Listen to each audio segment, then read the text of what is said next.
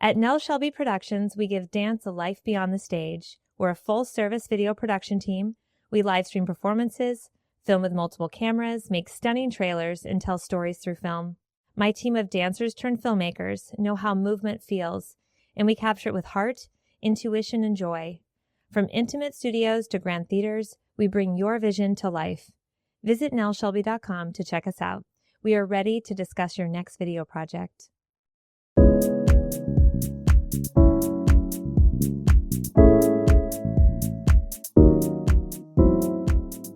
Welcome back to See Eye to Eye. I'm Monica Holt. My guest today is Ming Min Hui, Executive Director of Boston Ballet. Ming identifies her love for ballet starting with a rainbow tutu at age 4, something many of us can relate to. But her journey back to ballet takes a path many arts administrators are less familiar with, including a detour through Wall Street during the 2008 financial crisis. Now, Ming approaches her role and leadership with both her love for the arts and her savvy business mindset. She builds her own financial models, opens up strategic decisions to staff input, and delicately navigates the tension between preserving a 400-year-old art form and making it relevant for contemporary Boston. We also explore what it means to lead with humanity in a time of great uncertainty, and why telling arts leaders to put their oxygen masks on first might be the critical advice that our field needs right now. Let's dive in.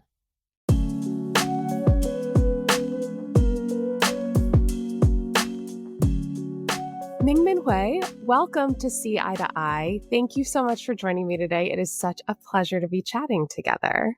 Thanks for having me. It's an honor to be here.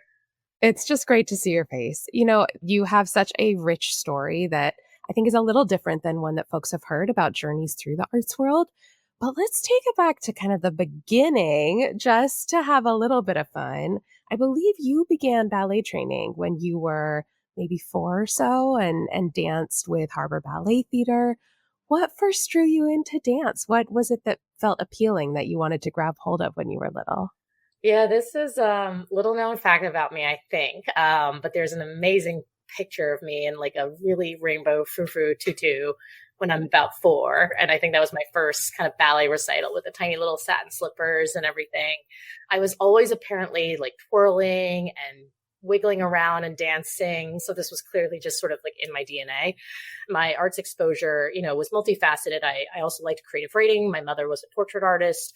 So I had a lot of visual arts appreciation, but dance and ballet was like my thing. It was my main extracurricular all the way through my childhood into high school. It was really my safe space. It was the thing that I spent the most time on outside of school and academics. And I think I loved the beauty of it. I loved the discipline of it. I loved the rigor and the sort of, the magic of how all of that kind of comes together. And I just sort of saw this outlet for myself to express myself and find myself in my body and kind of get out of my head and get out of language barriers. I grew up in an immigrant household, right? Was kind of just shy of being ESL myself. And so I sort of knew that dance was going to forever be in my existence. And I just had no idea that it was going to become my career. That makes a lot of sense. I think it's beautiful what you started to touch on is just the language of dance itself being something so universal.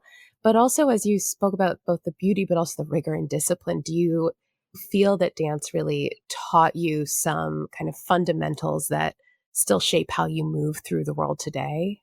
Definitely. I think it taught me things like how to be comfortable in my own skin, how to present myself in front of audiences, right? Strangers, people you don't necessarily know, and to have a certain amount of grace of conduct, a certain willingness to kind of put yourself forward out in the light and under scrutiny, and to be confident still, right? That if you know yourself and can kind of really feel authentically yourself, that you can present yourself as such.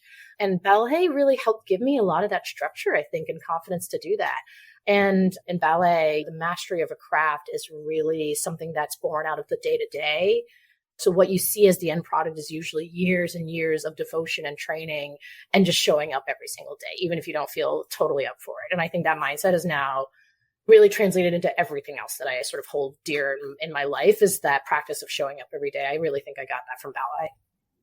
That's a great way of thinking about it, the showing up every day piece. I think also when I think about, your career path and looking at investment banking and corporate strategy and taking both those skills and also the very presentational skills that you were talking about, being comfortable. Talk us through so that the listeners understand what that education to career journey look like, because I think it's unusual for a lot of leaders who are in positions like yours. Yeah, it really is. In some ways, if you look retroactively at my education and my early career, there's sort of all these seeds of evidence that I was always kind of a left brain and right brain person. In college, I was an English major, so I sort of indulged that literary humanities love. And so I super valued that. But I think that I saw in myself relatively early on that, I was never going to be the best at one thing. Like I was always going to be a little bit of a Renaissance person, kind of interested in all, curious about all. And also very much an enabler of others, that I loved at the end of the day thinking of myself as someone who could catalyze and make possible everyone else's incredible expertise and points of view.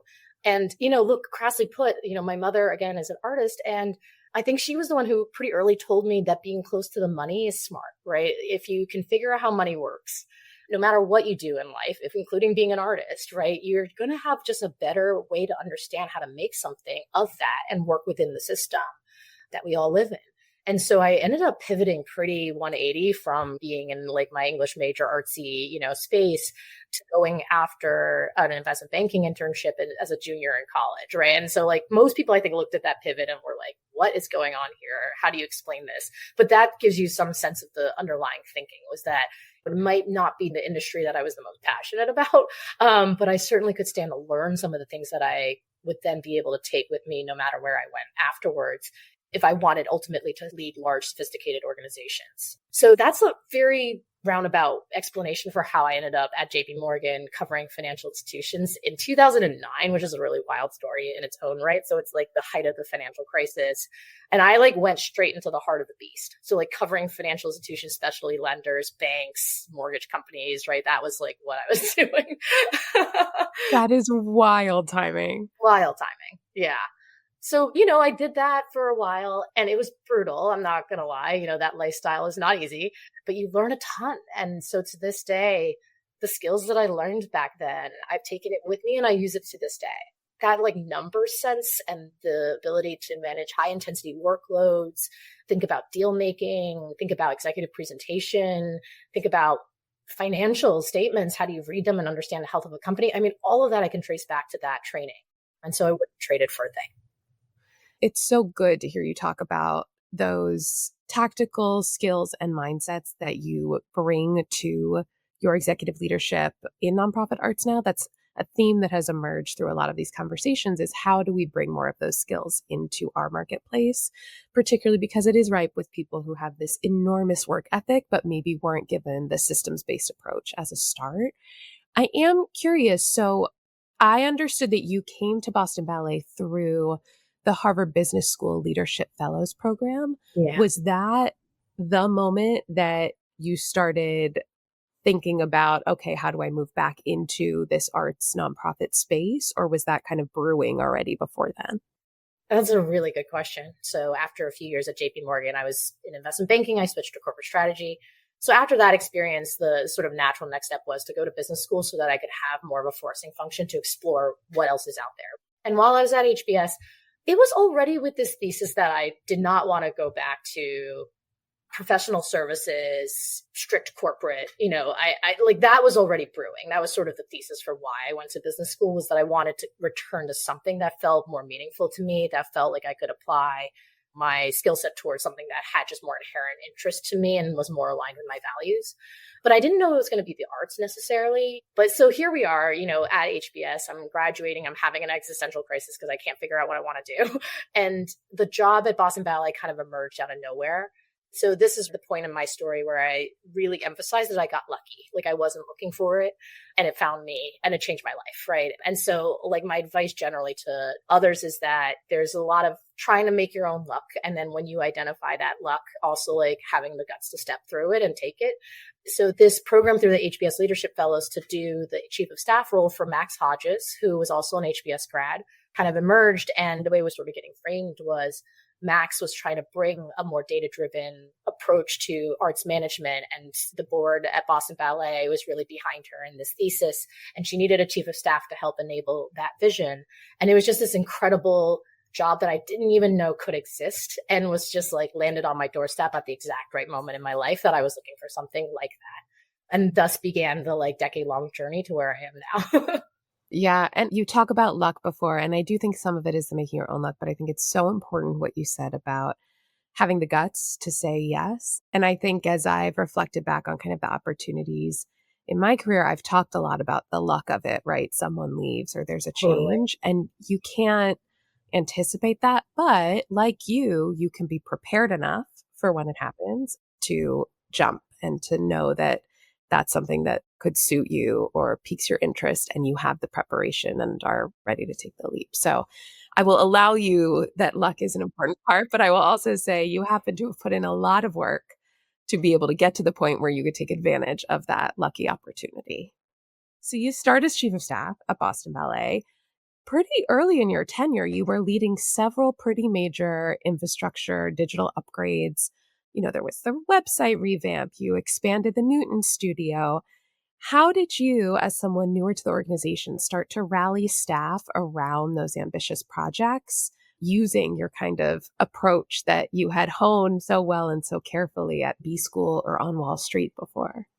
Yeah. So the thing that I sometimes joke I came away from Wall Street with is when I was in investment banking and then subsequently corporate strategy, I was really just a PowerPoint Excel monkey. So I was building a lot of financial models in Excel and pasting them into PowerPoint and then finding ways to translate what those said into slides that could be read horizontally and put in front of a CEO who could then digest the insight quickly, right? And so it meant that I was thinking a lot about executive communication and what it meant to take complicated, detailed analysis and distill it into clear insights that could be actionable for someone making a decision. And that was the skill set that ended up helping tremendously with a lot of these capacity building projects that we were doing at the time, because, there might be an enormous amount of complexity under the hood. For example, when we were moving our Newton studio, what kind of revenue and expense might you assume based on what kind of enrollment, and what kind of space parameters could lead to a different kind of enrollment, and how you have to staff that. But at the end of the day, all of that has to get crunched into do we go forward or not? Right. And framing those decisions for Max, for the board, for senior leaders who are stakeholders in the project, for donors who are investing in the project. That was a lot of the skill set that I had learned at JP Morgan and at HBS that I was then able to take with me into the chief of staff role. Yeah. And I think you've told this story before, but in 2019, you had invited staff across departments to pitch ideas for strengthening the business based on the financial position of the institution. I would say that's unusually transparent, democratic, for a legacy arts institution. What made you lean towards that approach of really opening the doors, opening for a group think? And what did that experiment teach you about organizational trust and collaboration? Oh gosh, beautiful question, because it continues somewhat to this day. I mean, I think that it's not an uncommon matter for arts nonprofits, I think, to struggle with a structural deficit, with ambitions that outstrip their organic resources.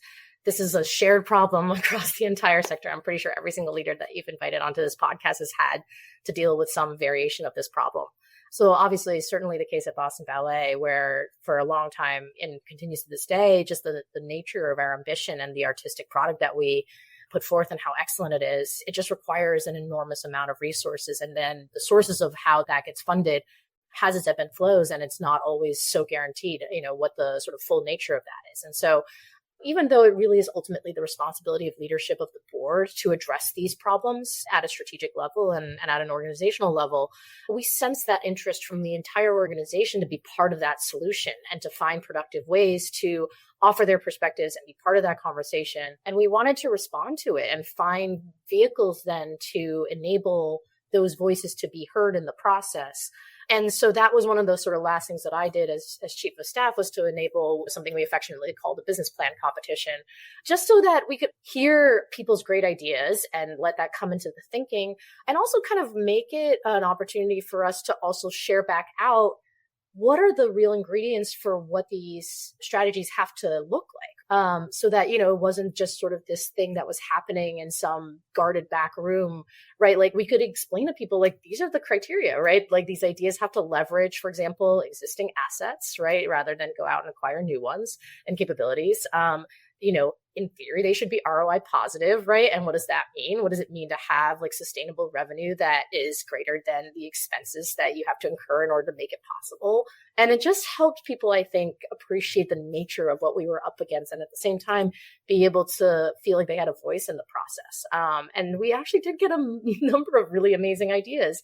It was time consuming to democratize the effort, but I think worth it too. To your point, you sort of concluded this naturally, that these are things that also then help to gain trust, right? When leadership reaches out and invites others in an authentic way into the work, because it's not being handed down, right? You're actually seeing yourself included and involved in these questions that influence the outcomes for everybody. And so I found that that was a really powerful moment, I think, for me to witness what happens when you enable it. And it's informed my leadership ever since. And what a terrific opportunity for on-the-job career learning. I mean, what you're talking about, giving a problem to solve that everyone is personally invested in, giving a set of parameters, giving an understanding of what you're looking for in terms of outcomes. Such a powerful kind of professional development tool that is also in service of the organization as a whole. I think it's absolutely terrific. And then at what point were you then looking at moving into the CFO role? Because it wasn't so long after you had started. Is that right? It wasn't. Yeah. I think, so after about 3 years, it did feel like we'd reached a point where there wasn't a ton of new activity for me to really own and run with. And at the same time, too, chief of staff is really sort of a nebulous role, right? You don't actually have any direct power. Everything you have in terms of influence and management is all by proxy and sort of indirect. And so I think I was hungry at that point in my career for the next step that would give me more of a P&L or functional responsibility and more of a true kind of C-suite experience. And it naturally coincided that Max could create space for me to be her CFO and be really a strategic CFO and leverage the fact that I'd been on Wall Street. It's not exactly the same, but at least I knew my way around a P&L and a balance sheet. So that ended up taking place about 4 years after I'd started as chief of staff. And it was like right on the eve of the pandemic. So even though I, in many ways, felt like I was up a very steep learning curve, in the sense the pandemic being this like massive crisis meant that everyone suddenly was coming together and talking and sharing and trying to reinvent all of these best practices. Because I didn't have a lot of baggage on the way things needed to be done, I could just get really scrappy and sort of do things from first principles in a way that I don't know that I would have gotten without that kind of crisis. So it was just incredibly stressful, but it also in some ways like kind of a miracle that it coincided with this moment where I also was just trying to figure out what to do and had a lot of embedded support, weirdly, in terms of being able to share and learn. As you came out of the pandemic, you were brought into the role as executive director as interim. And then in 2023, you were appointed the executive director of Boston Ballet. Can you take us back to what decisions you were weighing as you were considering both the interim and the permanent seat, and what that felt like from your perspective, having been in this organization, but also outside this industry? Yeah, the real way the story went down is I had been working for Max for 8 years, and I kind of knew that her contract was coming to a close at some point in the subsequent year, and that there was a non-zero chance that she was thinking about next steps. Just that seems like a natural thing to expect of a leader who's been around for a decade. And she a little bit fulfilled that thought that I had in my head earlier than expected. She ended up taking a job to be CEO of the Shed in New York, which is an extraordinary opportunity for her on so many personal and professional levels. But she did ask me, I was probably the second person she called, and she did ask me, immediately if I would consider being interim, and that she had already recommended to the board that they asked me to be interim.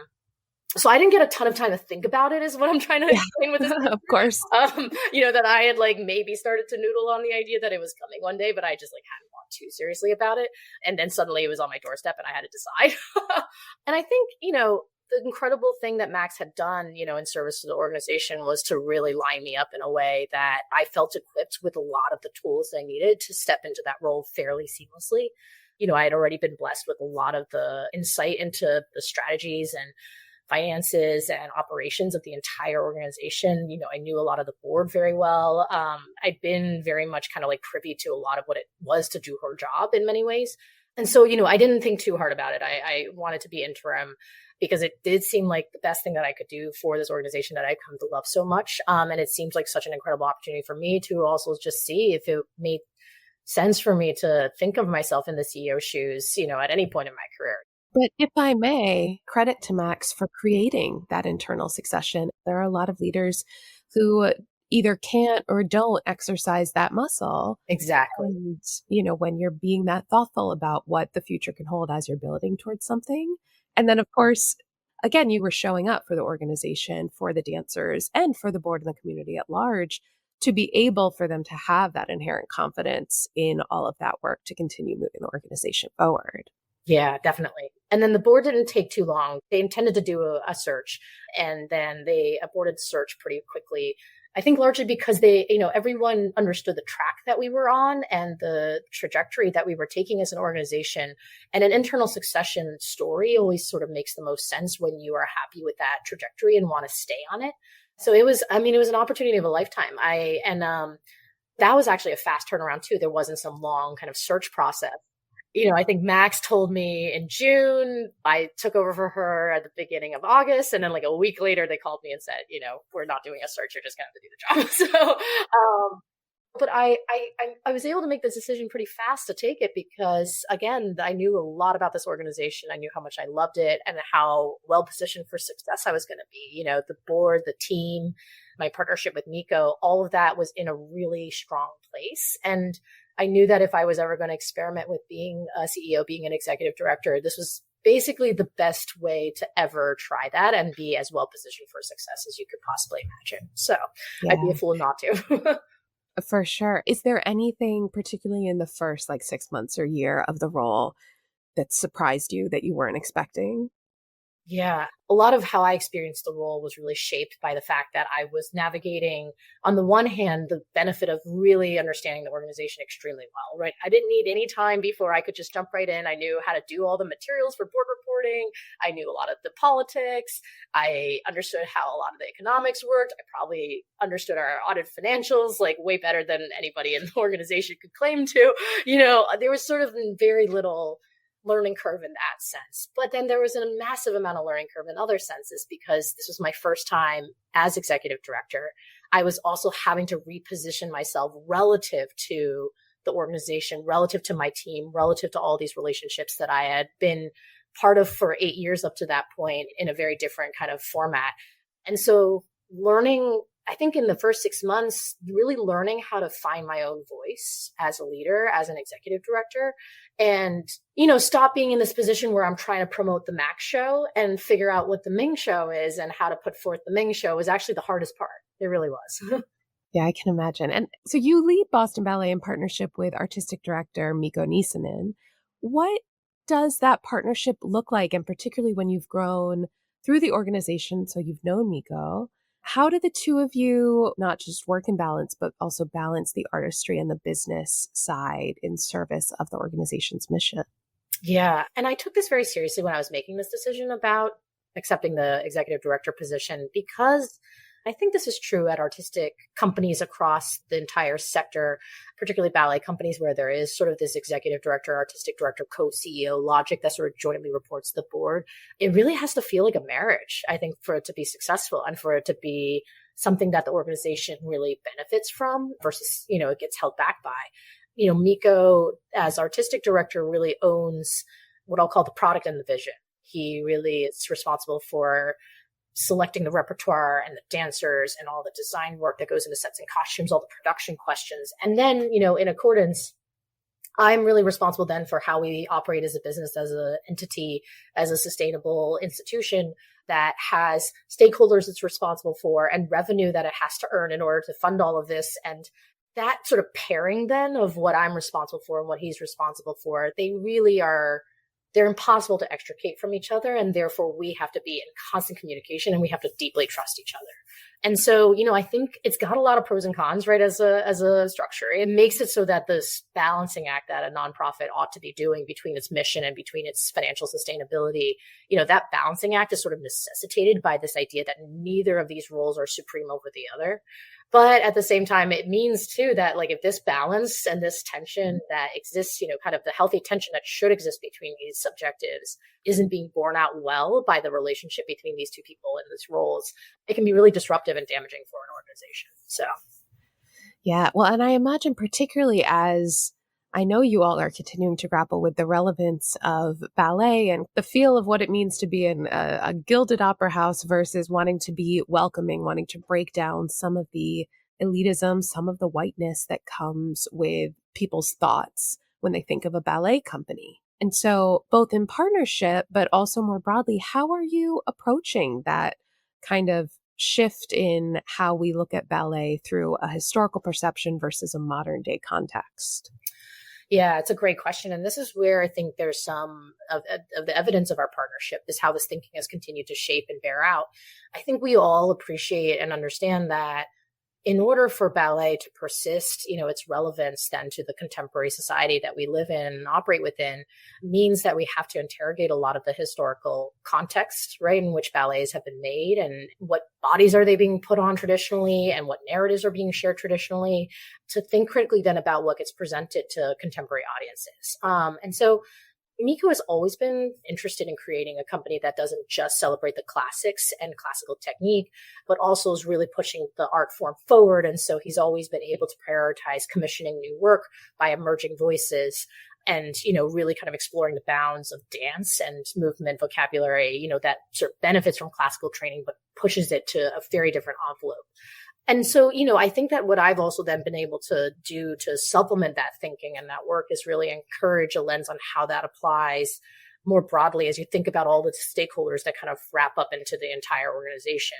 How do we ensure that when we do present a piece of work that, for example, is like Le Bayadère, not something that we really want to present in its entirety to contemporary audiences because a lot of the problematic themes that narrative explores, right? And made during a time when there just wasn't that literacy, right? There's sort of an othering of peoples because the people that it was created by and for just didn't have that understanding at that time.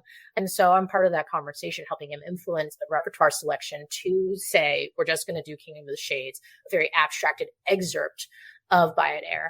And then how are we also communicating that decision to the broader public and creating some of the context around it so that decision has some framing and people are understanding the rationale behind it, the history behind it, and the sort of context in which we need to understand this art. So that's one micro example, but this is sort of the broader narrative then of how we're working together and how we're thinking about this complicated art form and how we need to preserve it and present it.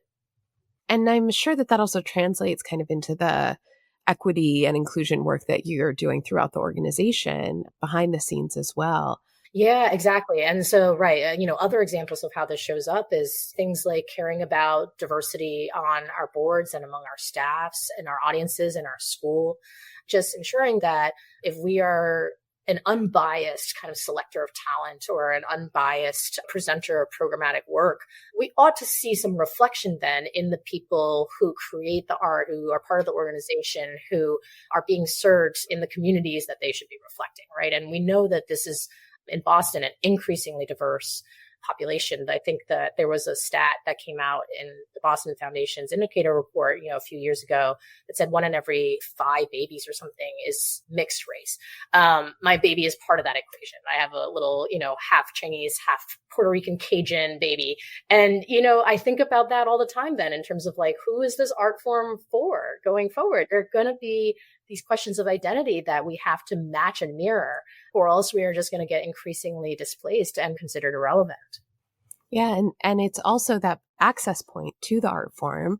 One program that I'd love for you to just chat a little bit more about in terms of building access to ballet is City Dance, which is your partnership with Boston Public Schools. Can you tell us a little bit about the program and why you're excited to be forging ahead and create these new entry points?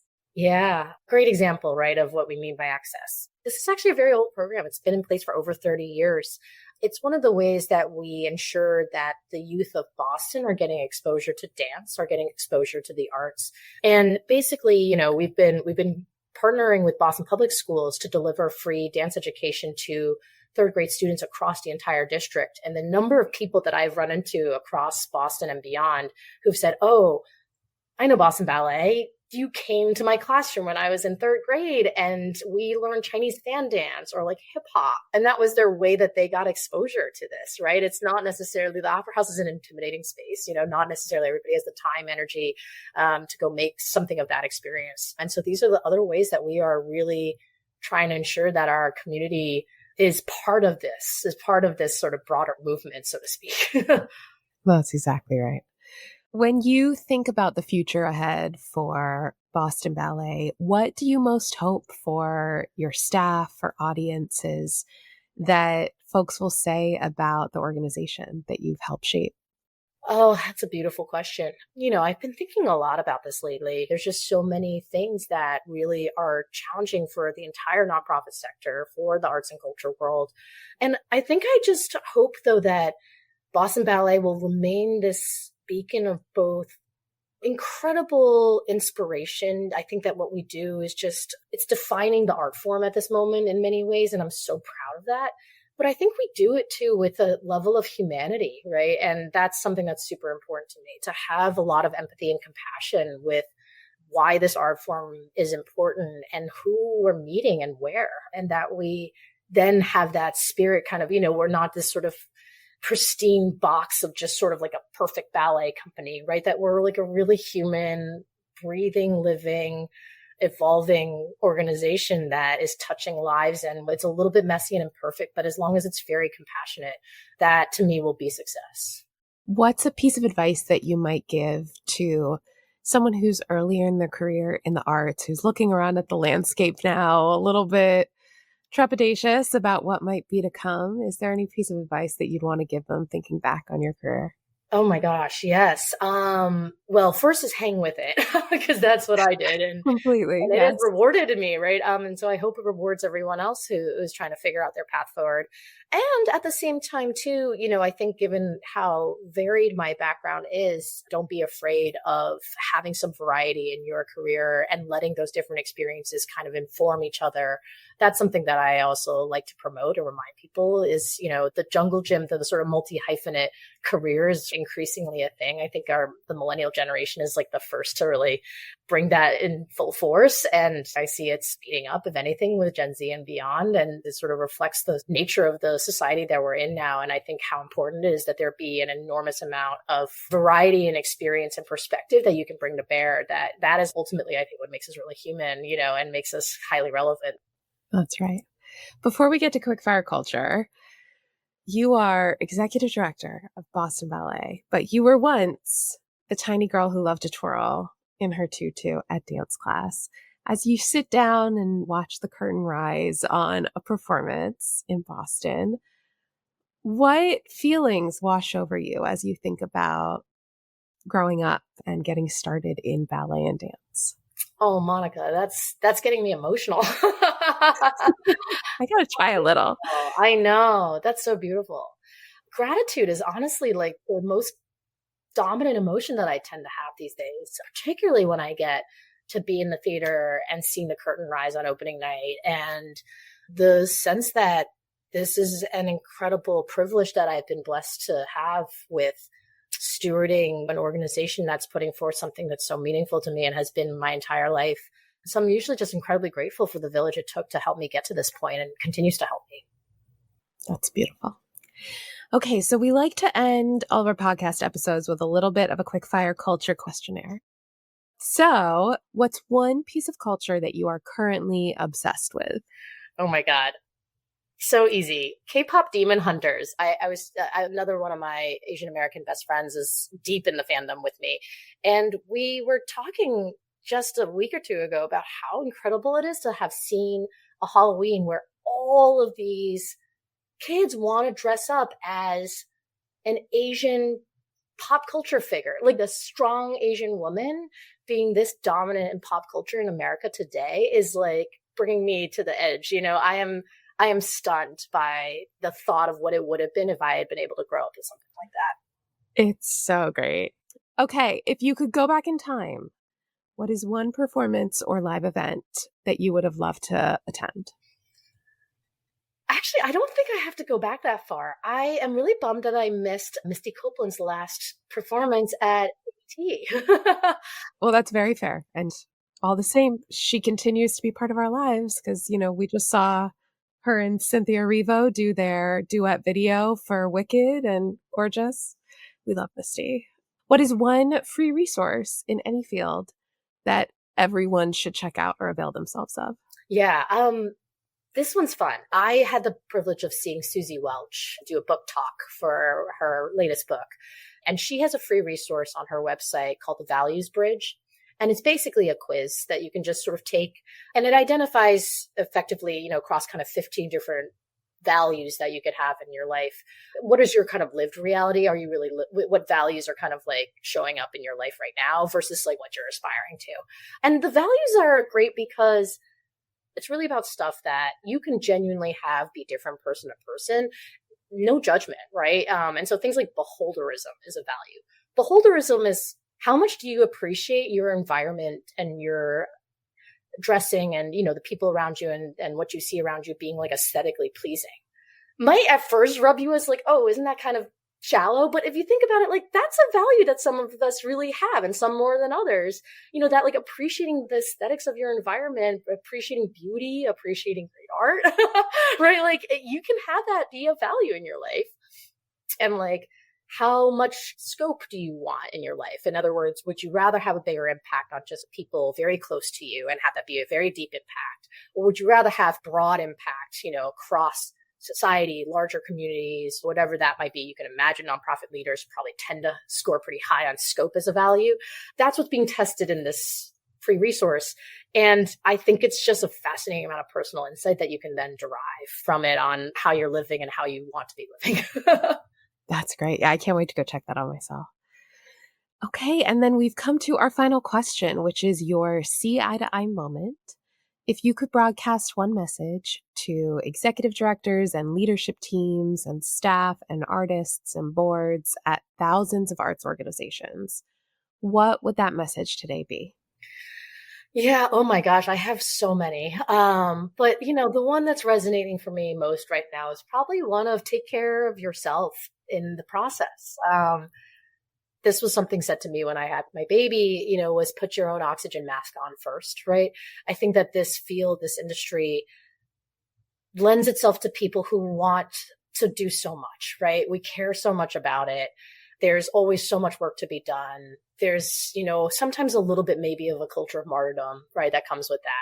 And so, we're closing out the year. We're in Nutcracker season. It's incredibly hectic, but it's also a season of thanks and love. And, I think that that's like a message I'm trying to tell myself more. And so to whatever degree it helps everybody else who's living in this field and working these really hard hours and, really putting themselves on the line in a time of great turmoil and uncertainty, put your own oxygen mask on first. Make sure you take care of yourself in the process.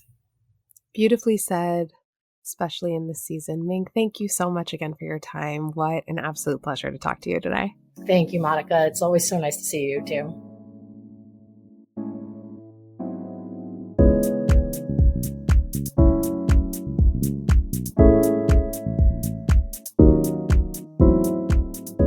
Thank you for listening to See Eye to Eye with Monica Holt. If you enjoyed today's conversation, please take a moment to rate us or leave a review.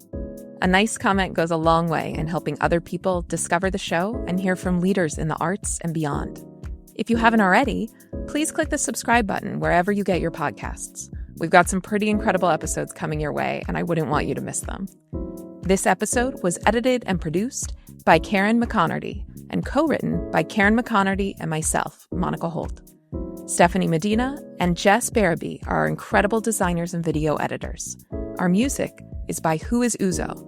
Don't forget to follow CI on Facebook, Instagram, LinkedIn, YouTube, and TikTok for regular content to help you market smarter. You can also sign up for CI's newsletter at capacityinteractive.com, and you'll never miss an update. And you can always reach out to let us know who you'd like to hear next from on See Eye to Eye.